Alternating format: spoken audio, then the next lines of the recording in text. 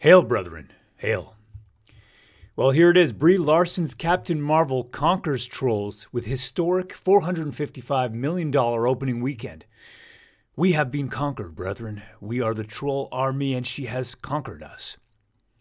Captain Marvel had one of the highest Marvel debuts, despite opposing trolls trying to tank the movie. By Ale Russian, March 11th, 2019, 11:38 a.m. All right, Ale Russian, huh? Carol Danvers got the last laugh. Captain Marvel broke box office records over the weekend when the Brie Larson starrer soared to $153 million office debut in North America. The latest Marvel offering continued the studio's domination overseas with a $302 million opening weekend, putting the total worldwide gross over 3 days at a whopping $455 million. I mean, at this point, pretty much anything with a Marvel label, people are going to watch, right? That's the bottom line. I mean, I know I have. I know, Ant-Man and the Wasp, not one of the better movies, but, you're going to watch it. You're going to put it on because Marvel is typically entertaining and typically leaves out a lot of this, the political kind of stuff and really focuses on action and fun. And we got comedy in there now and the whole bit. I mean, these are good movies. They're blockbuster movies and they're worth watching in the cinema. But not so much with the latest film, okay? People have gone there to see it. I want to see the drop-off because they've gone there to see it considering that, okay, it's a Marvel movie, and they haven't thought too hard about it. But, we're going to see in about a week, I would say, where the drop-off occurs. The movie gives Marvel its second-best opening for an origin story, with only last year's Black Panther raking in more than $202 million. You know what? This is a perfect example. The Black Panther movie, I wasn't interested in seeing it, okay? I felt that it had become too politicized. I don't want to see any kind of race, okay? Black, brown, whatever, some kind of African nation, some Indian nation, some Chinese, some, Oriental types, whatever it is, acting like they are the best, okay? They're the best in the world. I mean, it's I don't want to watch an all white or an all black, and to make it so political and really to have everything to do with the race. I mean, race is boring. This is 2019 now, right? Well, race is boring, frankly. Race and it was boring. I think we were past that, but now it looks like everything is to do with that now. Everything is to do with race and sex and who you want to bone, basically. Captain Marvel makes his debut at 7th overall in opening weekends for all Marvel movies. Before its blockbuster opening, far-right trolls. Far-right trolls, yeah. Yeah, I guess I'm a far-right troll now, right? I'm an alt-white Nazi. That's what I am. Coordinated an effort to undermine the movie by posting negative reviews on Rotten Tomatoes. No, they weren't even reviews, okay? This is plainly wrong, plainly false. I mean, this is known that this was a want-to-see poll. Want-to-see. From people who hadn't even seen the movie. Absolutely hadn't seen it. Despite trolls continuing to post negative reviews, audiences overwhelmingly loved it, giving the film an A cinema score with 80% of critics liking it as well. Yeah, critics like it, absolutely, according to Rotten Tomatoes. Watch Brie Larson says, playing Captain Marvel changed my life. I've learned to stand my ground. Beautiful lady, absolutely beautiful. Larson has been vocal about giving opportunities to more people of color and women when it comes to her press days. About a year ago, I started paying attention to what my press days looked like and the critics reviewing movies and noticed it appeared to be overwhelmingly white male, Larson said when asked about her reasons for choosing Kia Brown as her interviewer for Marie Claire. So I spoke to Dr. Stacy Smith at the USC Annenberg Inclusion Initiative, who put together a study to confirm that. Okay, so they're going to study who are the critics reviewing movies? What are their race? What is their gender? What is their sexuality? I guess that's the next step, right? We're going to go and investigate them in their bedrooms. Moving forward, I decided to make sure my press days were more inclusive. I want to go out of my way to connect the dots. It just took me using the power that I've been given now as Captain Marvel. Okay, so she thinks that her Captain Marvel, playing Captain Marvel in a movie, has given her power in real life. All right, okay, let's see here. So let's take a look at this. Why don't we? Let's take a look at the USC Annenberg Inclusion Initiative. All right, what is this? So you pull up the site, you start going through this. In the background, you got a speech. You got a bunch of ladies over here sitting on a panel. Moving the Needle, a celebration of women in music. All right, Moving the Needle. I liked it already, Moving the Needle. The Annenberg Inclusion Initiative is the leading think tank in the world studying diversity and inclusion in entertainment through original research and sponsored projects. Beyond research, the Annenberg Inclusion Initiative develops targeted research-based solutions to tackle inequality. The Annenberg Inclusion Initiative works in 3 major areas. So they do research, advocacy, and action. All right, so research, you're using data. Advocacy, they're going to foster inclusion and give a voice to disenfranchised or marginalized. Wow, you know what? I'm feeling disenfranchised right now. I'm feeling marginalized. That's what you're making me feel, marginalized. Action, offer simple actions for complex solutions to facilitate social change at the student, industry, and societal level. All right, so these are their initiatives. They got inequality in 1,100 popular films.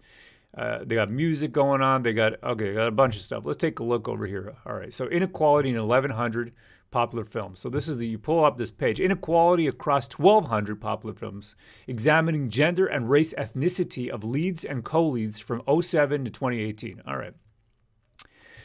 2018 was a profitable year at the U.S. box office with a 4% increase in ticket sales from 2016. We saw the pronounced success of films with casts from underrepresented racial ethnic groups, such as Black Panther and Crazy Rich Asians. I mean, I'm going to say it again. Black Panther, you guys turned me off with your race-baiting nonsense. That's the problem here, right? You turned me off.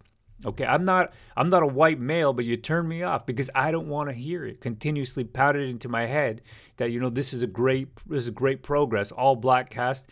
You know, you're gonna tell me blacks have some kind of magical power. They're so great, this and that. I'm tired of hearing this nonsense. I'm tired of hearing it. I don't want to hear about any race. I don't want to hear about Indians. I don't want to hear about any race. It's boring to me and it's annoying.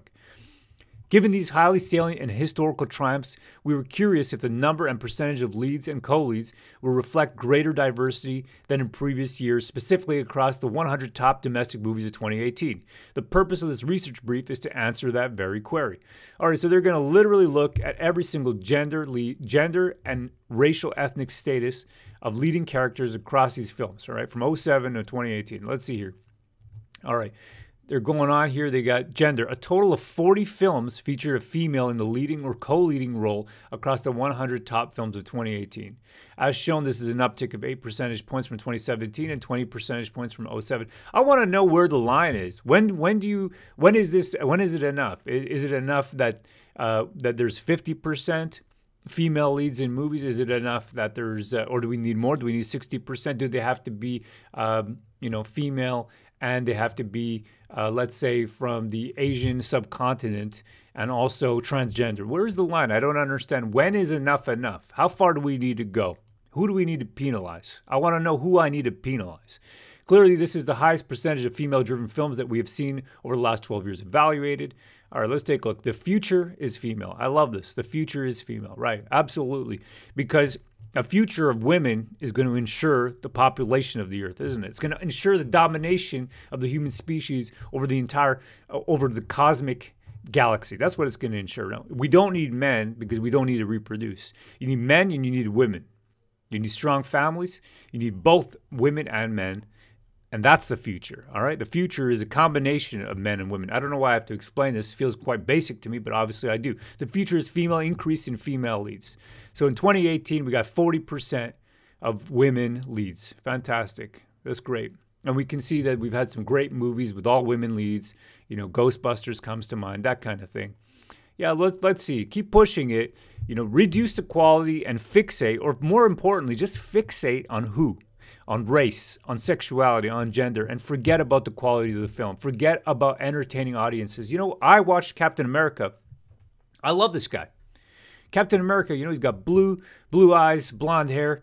Guy's awesome, man. I'm watching him in the Marvel movies, and I'm like, this guy, he's got principle. He's got an attitude. He's a man. He's got ideals, and he fulfills them, and he follows them. You know, I mean, I don't need to look at this guy and say he's brown, he's white, he's from some, you know, the same shitty village that my family came from.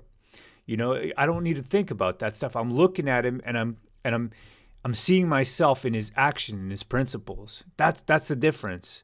I mean, why do you think that I'm so small that I need to see somebody with the exact same skin tone, with the exact same look as me? Is that really how pathetic and small I am? I guess so, according to you. Race, ethnicity. Across 100 movies, a total of 28 featured an underrepresented lead. So underrepresented leads. Okay, that means this is racial. They're examining the racial and ethnic background. I want to know. So let's say you're 3/4 white and 1/4 Chinese. Are you underrepresented? You know, where's the lines, man? What are you going to do here? Okay, in 2018, 5 were black African American.